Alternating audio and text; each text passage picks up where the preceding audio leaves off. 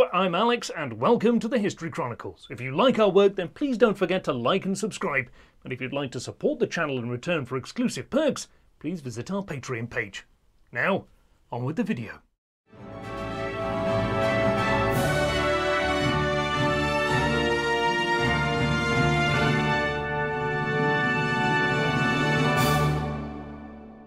What happened during the late Viking invasions of Britain?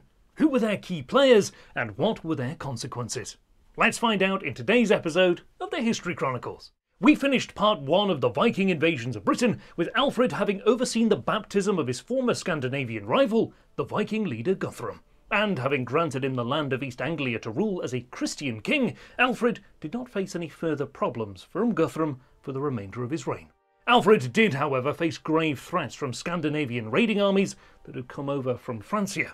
In particular, a great army under the Viking leader Hásteinn, which installed itself in Kent in around 892 and would raid across England for the next 3 or 4 years, attempting to conquer and settle. However, Alfred and the Anglo-Saxons contained and defeated this force, ultimately forcing them to abandon their attempts. Perhaps Alfred's greatest defensive reform was the system of burhs, which transformed the previously defenceless Wessex towns into fortified military strongholds. And they were designed to hold up any potential invaders for long enough for an army from one of the neighbouring burhs to come to the aid of the defenders, using a new system of roads between the burhs, also built to aid the movement of Anglo-Saxon armies. Alfred the Great died in 899, but having saved Wessex and Anglo-Saxon England from destruction, and then having laid the foundation for Wessex expansion through his military and cultural reforms, he bequeathed a promising inheritance to his successors, who used his foundation to grow the hegemony of Wessex and subdue the Scandinavian settlers until the entirety of modern England was under the authority of the Anglo-Saxon kings of Alfred's dynasty. The overall story of the House of Wessex in the late 9th century and in the first half of the 10th century, then, is one of expansion, unification and incredible success, as the West Saxon kings and their Mercian allies, most notably Aethelflaed, Lady of the Mercians, subdued the Danelaw in the north and east of England. Alfred's son Edward the Elder began by gaining authority over the Anglo-Saxon parts of Mercia in the early 910s and up to his death in 924. Edward and Aethelflaed steadily gained the submission of Scandinavian East Anglia and the 5 boroughs, which were 5 Danish strongholds in the East Midlands: Leicester, Derby, Stamford, Lincoln and Nottingham. These regions, though we know very little of their political structure under the Scandinavians, were likely ruled by jarls, the Norse word for earl, rather than kings, and were highly decentralised, meaning Edward and Aethelflaed gained their submission gradually by taking towns and strongholds one by one. The military power of the Anglo-Saxons was yet to reach its peak, however, as following the death of Edward the Elder in 924, his son Aethelstan ascended to the throne and proceeded to assert the military might of the Anglo-Saxons onto the entire island of Britain and beyond.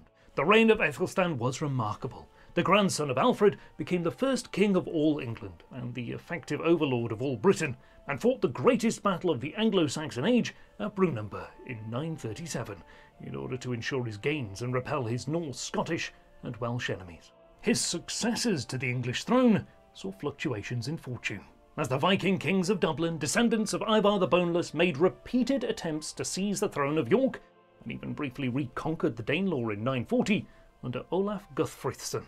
In 954, the last Viking king of York, Eric Bloodaxe, son of the first king of all Norway, Harold Fairhair, was expelled by the Northumbrians and killed, allowing King Edred to incorporate the kingdom of Northumbria into his realm as Aethelstan had done, and this united England under the Anglo-Saxon monarchs for good. The period from the death of Alfred the Great until the resurgence of Viking raids in the late 10th century in England was one of great upheaval and political change, and multiple videos could be made going into detail on the rise and fall of Scandinavian York and the growth of the English kingdom into a unified centralised state. However, in this video, we will be examining the fortunes of the Kingdom of England from the 980s until the crowning of King Canute of Denmark in 1016, a period which saw the stable, peaceful state of the Anglo-Saxons plunged into chaos and upheaval once more by Viking raids and invasions. Whilst there are some similarities with the early Viking encounters detailed in our previous video, such as the way in which disparate raids turned into fully fledged invasions that fundamentally altered the political structures of England, there are key differences as well. In this later period, England was a unified kingdom rather than a collection of independent states. But crucially, a similar transformation had occurred in Scandinavia. England would be invaded not just by various Viking chieftains and clan leaders, but by kings of a unified and centralised state, namely Denmark, and they would have enormous resources at their disposal. The result is that England would be conquered not once, but twice in this period, and would suffer perhaps even greater turmoil than it had in the 9th century. Without further ado, let's take a closer look at the Viking raids and invasions of the late 10th and early 11th century. In 978, with the death of his half-brother Edward the Martyr, Ethelred II came to the throne of England at the age of around 12, and was dominated by his noble supporters and bishops who effectively ran the country on behalf of the young king. The more common name for Ethelred II, Ethelred the Unready or Ill-Counselled, as it is in Old English, perhaps suggests that the factionalism of Anglo-Saxon England at this time did not produce an effective government to surround their young ruler. Beginning in the year 980, Viking raids along the English coast, particularly the south coast, were recorded in chronicles with increasing frequency. It is likely not a coincidence that Viking raids started to occur at this time, as the Scandinavians had knowledge of English political affairs, and would have known that they faced a young and inexperienced ruler, with a court divided by political factionalism and noble rivalries.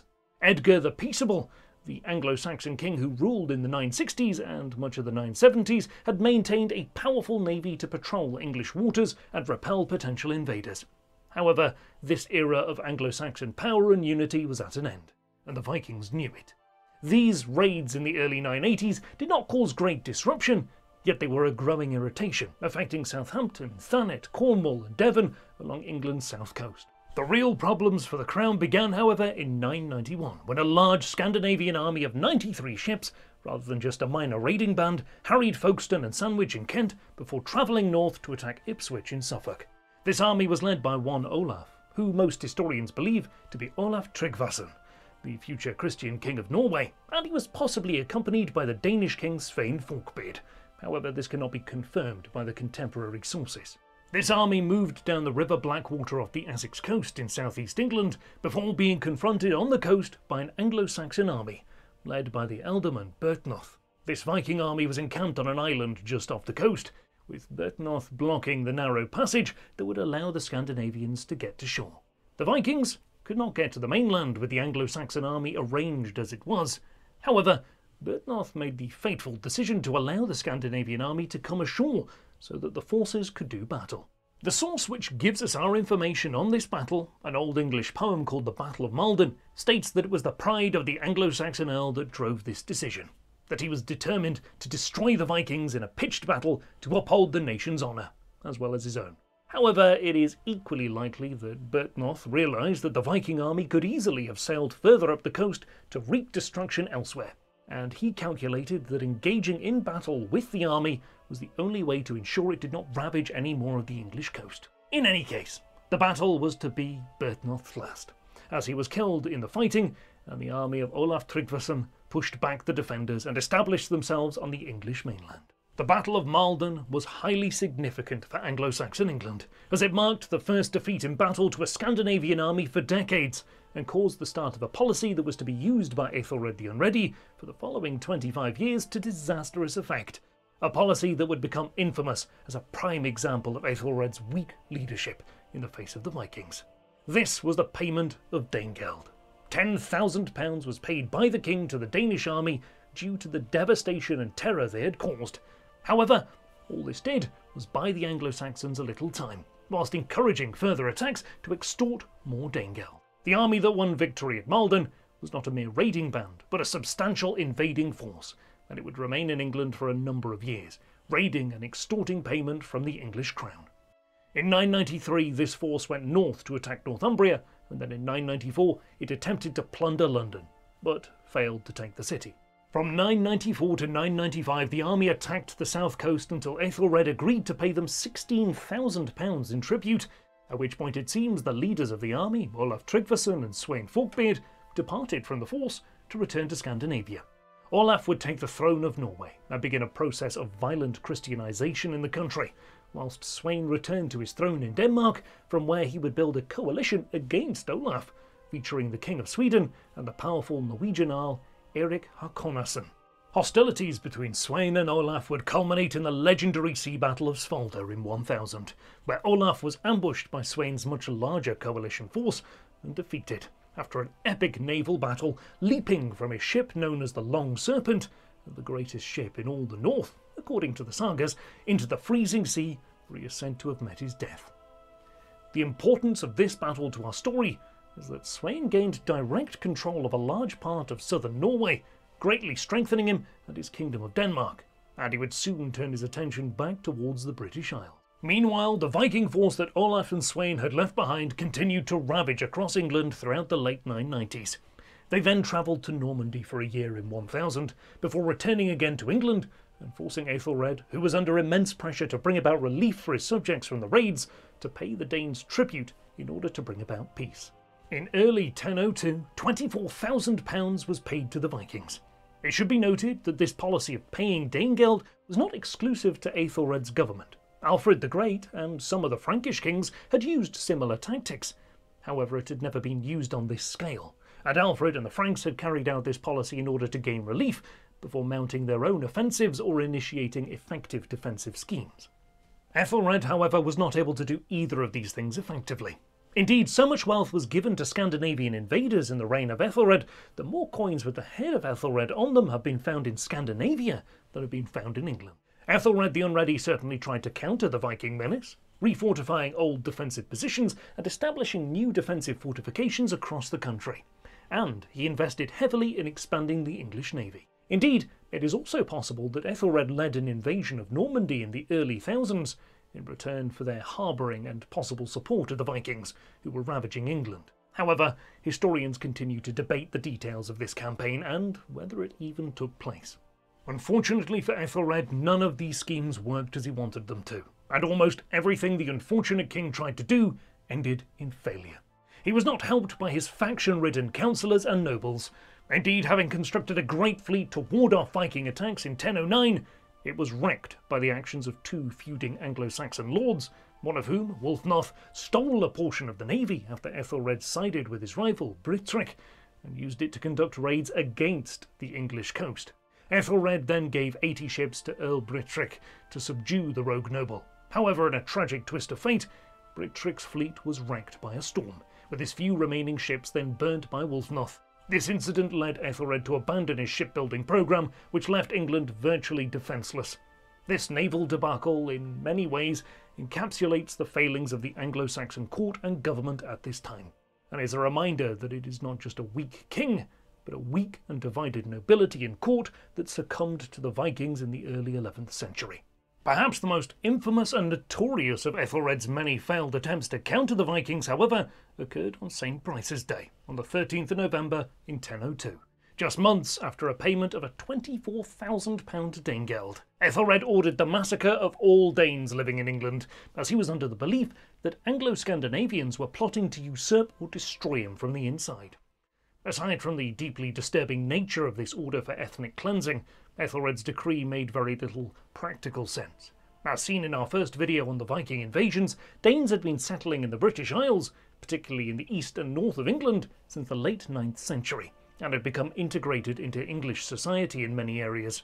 Thus, we can assume that the order was only intended to apply to recently settled and newly arrived Danes. It is hard to ascertain a clear picture of how widespread the killings of Danes was after this order. However, enough evidence of massacres survived to make it clear that this order was taken seriously in certain parts of England, particularly the south. The most notorious incident occurred in Oxford, where a royal charter survives, which explains the rebuilding in 1004 of the Church of St. Frideswyde. The charter explains the incident in detail. Quote from the charter, "It will be well known that, since a decree was sent out by me with the counsel of my leading men and magnates, to the effect that all the Danes who had sprung up in this island, sprouting like cockle amongst the wheat, were to be destroyed by a most just extermination, and thus this decree was to be put into effect, even as far as death. Those Danes who dwelt in the aforementioned town, Oxford, striving to escape death, entered this sanctuary of Christ, having broken by force the doors and bolts, and resolved to make refuge and defence for themselves therein against the people of the town and the suburbs. But when all the people in pursuit strove, forced by necessity, to drive them out and could not, they set fire to the planks and burnt, as it seems, the church with its ornaments and its books. Thus the St. Brice's Day massacre was a brutal and ultimately ineffective order from Ethelred, and led only to greater disaster for his country. Among those thought to have been killed in the massacre was Gunhild, the sister of Sweyn Forkbeard. Whether or not she really was slain due to Ethelred's order, or whether this was an invention to explain the actions of Sweyn, is largely irrelevant. What we do know is that Sweyn rejoined the Viking force in England, most likely bringing over substantial reinforcements in the process in 1003, and spent the next 2 years campaigning in Wessex and East Anglia, before a great famine struck England in 1005, forcing the Danes to return to Scandinavia. England's respite was brief, however, as Viking leaders in Scandinavia now knew that England was vulnerable and weakly defended, and they were eager to gain wealth, land and power. And so the most devastating Viking invasions had yet to occur. In 1006, a mighty fleet led by a Viking chieftain named Tostig arrived at Sandwich, and using the Isle of Wight as a base of operations, attacked Wessex throughout 1006 and 1007, forcing the Anglo-Saxons to again sue for peace. They paid the Vikings £36,000 of Danegeld in order that they returned to Scandinavia. It is during this period that the state of affairs in England became especially desperate, with coinage and written evidence suggesting that the English people began to rally around Christian religion in the hope of salvation from the attacks, with special public prayers and marches performed in villages and towns, and coins with religious idols issued in the hope of attaining God's mercy. These religious coins were likely issued in 1009, the year in which the greatest Viking fleet yet arrived off the English coast in early August. It was led by Thorkel the Tall, a prominent Scandinavian lord based in Denmark and southern Sweden, who was said to be a commander of the Jomsvikings, a legendary order of Viking mercenaries. Thorkel's army tried and failed to take London. However, it was able to overrun virtually all of southern England. Thorkel's campaign culminated in the siege of Canterbury in 1011, where the Vikings broke into the city and took numerous hostages, including the Archbishop of Canterbury himself, Elfhere. The Archbishop was held in captivity for several months, and he repeatedly refused to be ransomed. This caused tensions with the army, and he was eventually beaten to death during a drunken feast in April of 1012. A payment of £48,000 of Danegeld was soon made to the army, who then dispersed. However, Thorkel, who was a Christian himself, was angered and disillusioned by the murder of the Archbishop, and this was perhaps what led him, along with 45 ships and his closest followers, to transfer his loyalty to Ethelred, pledging to become a mercenary force in the service of the English king. Thorkel proved to be impressively loyal to Ethelred, fighting against the forces of King Sweyn upon his invasion in 1013. Thus, by the year 1013, England was weak, exhausted, and without strong leadership. Multiple Viking armies had taken advantage of this weakness in the previous 20 years to raid and plunder.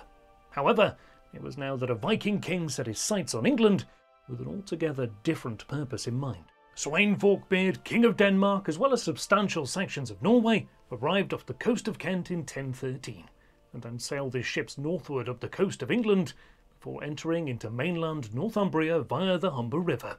It is likely that Sweyn's plan was to gain the submission of the northeast of the country, those parts that made up the Danelaw, by relying partially on Anglo-Scandinavian loyalties, as well as the threat of force. This plan worked, as all of Northumbria and those parts of England to the north and east of Watling Street, the Roman road that marked the border between the Danelaw and the remainder of the country, quickly submitted to Sweyn, and acknowledged him as their overlord. He then moved his army south, and it was only once he passed Watling Street that he began to wreak destruction on the land in order to force the submission of the Wessex and Mercian heartlands. The southern collapse, however, was swift, with Oxford and Winchester submitting without resistance, although London once again held firm against the invader. After Sweyn gained the submission of the lords of the southwest, it was clear that further resistance was hopeless, and so London too submitted to the Danish king, whilst Ethelred II fled to Normandy. By December of 1013, England had capitulated, and the Anglo-Saxon Chronicle states that the whole nation had him as full king. This was the first time that England had been conquered by a single overseas ruler, although it would not be the last. Sweyn's reign, however, was remarkably short. He died suddenly just 5 weeks after being declared king in early February 1014, and before he could be crowned. Upon Sweyn's death, the nobles of England encouraged Ethelred to return and become king. However, as part of this agreement, the nobles forced Ethelred to swear to govern more justly than he had before, and to introduce a number of reforms which they favoured. Ethelred returned in 1014 and recaptured London before driving out Sweyn's son Canute, forcing the Scandinavian to return to Denmark with his army. However, Sweyn's son would become Canute the Great, ruler of a North Sea empire that included England, Denmark and Norway, and he soon returned to England in 1015, attacking Wessex and the West Midlands, much as his Viking forebears had done, before gathering support in York and launching an assault on London. It was during the preparations for the defence of London that Ethelred the Unready finally passed away in April of 1016, after 38 turbulent years on the throne. He was succeeded by his son Edmund, who is known as Edmund Ironside, and this young king was nothing like his father. He was determined to fight the Vikings with all the strength that Wessex and England could still muster, and he ensured that Canute's conquest of England would not be the straightforward process that his father Sweyn had enjoyed. Unlike his father, Edmund raised and led his armies in person, and won numerous battles against Canute in 1016, driving him away from London. However, Edmund made the mistake of reconciling and allying himself with a noble by the name of Edric Streuna, who is widely considered the principal villain of 11th century England. Whilst we will not go into too much detail here, it will suffice to say that Edric betrayed Edmund, fleeing from his army at the decisive Battle of Assendun in 1016, and helping Canute to decisively defeat Edmund. Nevertheless, though Edmund was defeated, his strong resistance meant he was able to come to a peace agreement with Canute, whereby he retained the ancient realm of Wessex in southern England, whilst the rest of the country went to Canute, and Edmund was also forced to pay a heavy tribute to the Dane. This new partition of England did not last long, however, as in late November of 1016 Edmund died, and Canute succeeded to become king of the entire realm. Though Edmund's death does seem suspicious, there is no evidence that it was Canute who arranged his death. Canute was in many ways a Viking, and he had conquered England just as his father had done, following decades of Scandinavian raiding of the Anglo-Saxon kingdom. However, once established on the throne, Canute would become a definitive Anglo-Saxon Christian king, respecting and upholding Anglo-Saxon customs, enhancing and protecting the power of the church, and Canute even married the wife of Ethelred, Emma of Normandy, before being buried in the Old Minster at Winchester, surrounded by former Anglo-Saxon kings. Scandinavians would continue to bother the British Isles from overseas, not least in the invasion of Harald Hardrada from Norway in 1066. However, never again would England witness such a period of sustained raiding and invasions from the north, largely because Scandinavia itself was changing, coming under the rule of centralised and Christian monarchs, who united their nations and turned the focus of their inhabitants inwards. It is here then that we end our story of the Viking invasions of England. Here at the zenith of Viking power, and yet also at the beginning of the end of the Viking Age. The reign of Canute thus marks the end of a turbulent, violent and chaotic period in English history, dominated by its neighbours across the North Sea. 1066, however, was less than half a decade away, and soon England would be thrown once again into a period of violence and chaos, this time dominated by its neighbours to the south. But that is another story for another time. You have been watching the History Chronicles. We'd love to know what you think of the late Viking invasions. Please let us know below, and if you enjoyed our video, please give us a like and subscribe. It really helps us out. Also, if you'd like to support our work going forward, please visit our Patreon page, and we look forward to seeing you again on the next episode of the History Chronicles.